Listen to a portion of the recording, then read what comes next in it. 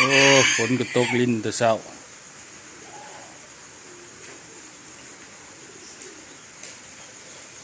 ฝนตกลิ้นแต่เช้า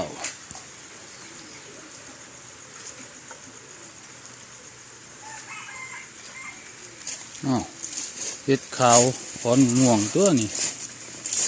เลยอ้าวโอ้เห็ดขาวขอนม่วง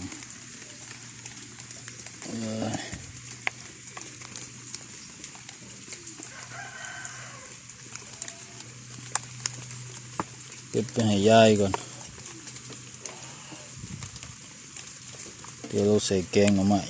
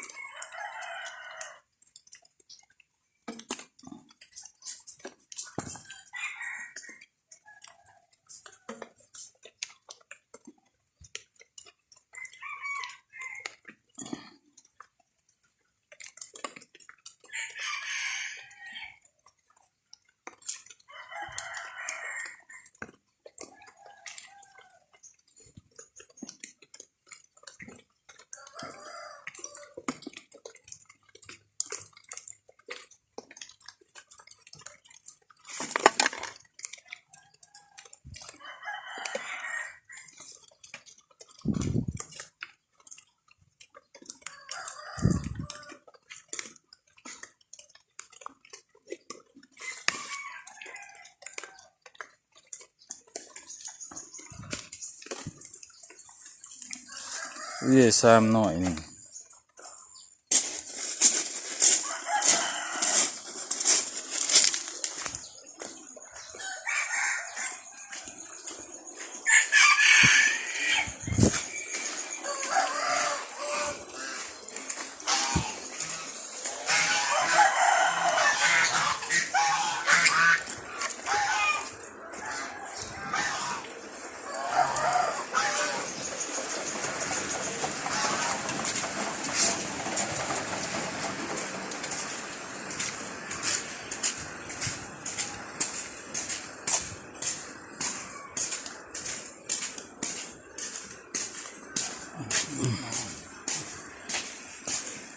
ยาเห็ดขาว